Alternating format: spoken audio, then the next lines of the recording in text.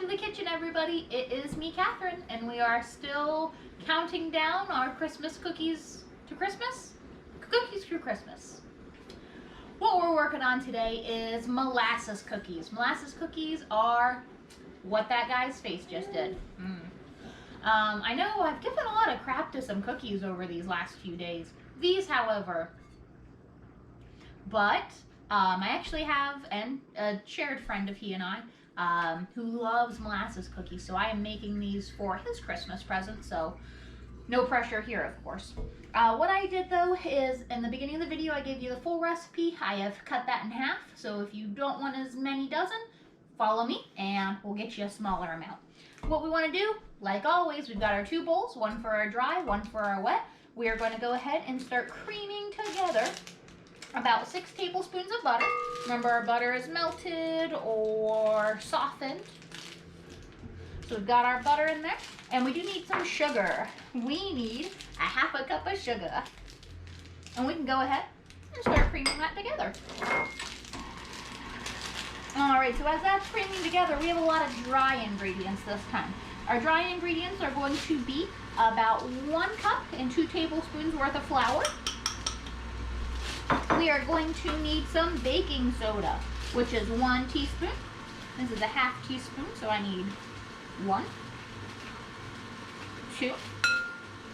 And then I'm going to go through so many different spices. To start with, I need some cinnamon. I need a half teaspoon of the cinnamon. I need some ginger.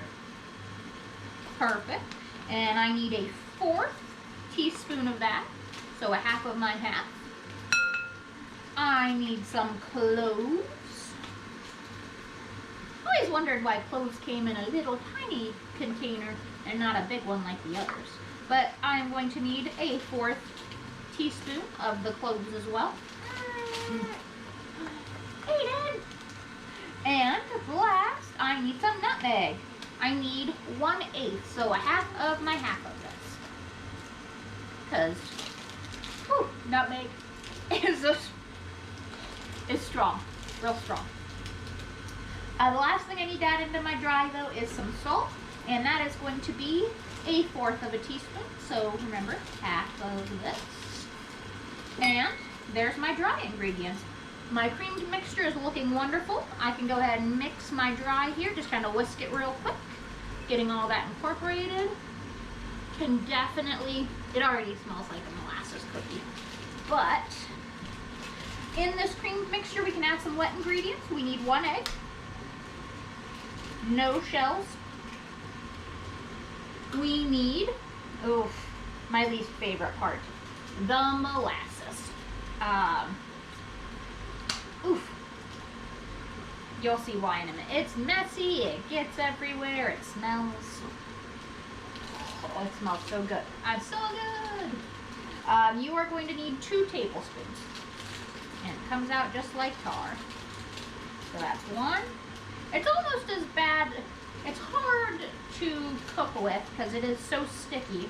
Just like you think of honey or like corn syrup is the same. But we needed our 2 tablespoons. And like always, I will put this lid on and clean that jar up after we're done, because it's a mess. Because molasses is messy.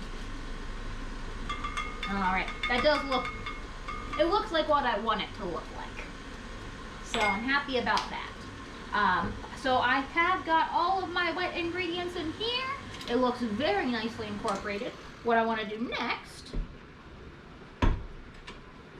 is keep that mixing and slowly add in our nice dry. I'm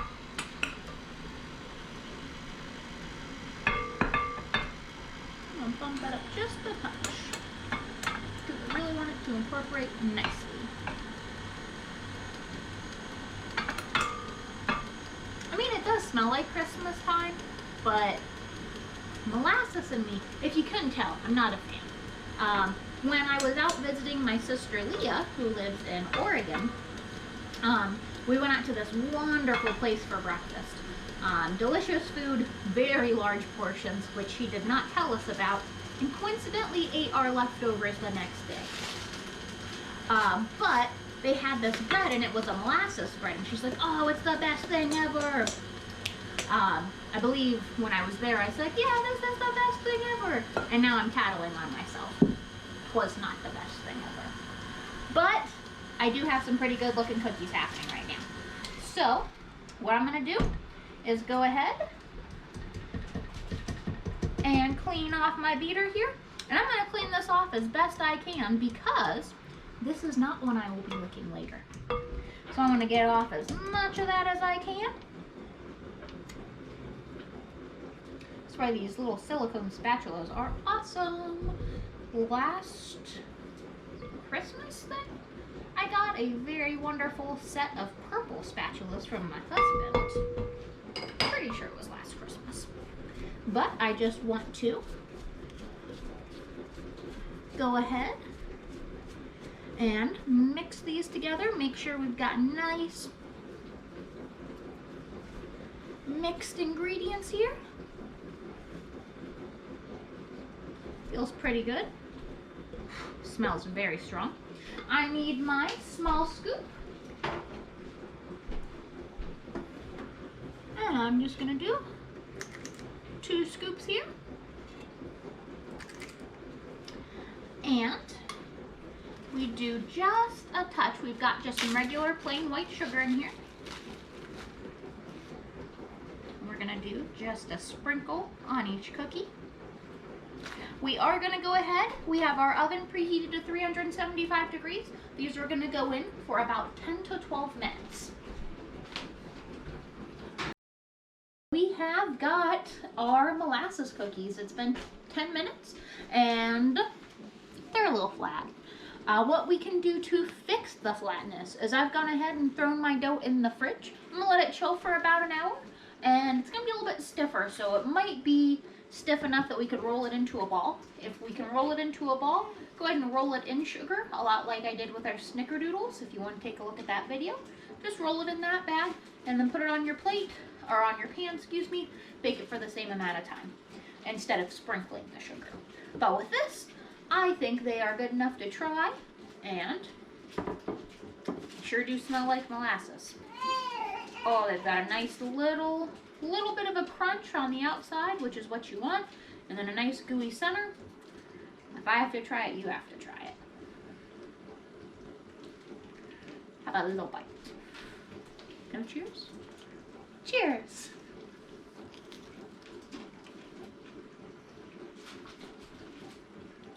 I mean, it tastes like a molasses cookie. It's nice and chewy, but it's got that crisp edge. It's not terrible. Thanks for watching, guys. We'll see you next time on our journey through 25 Christmas cookies.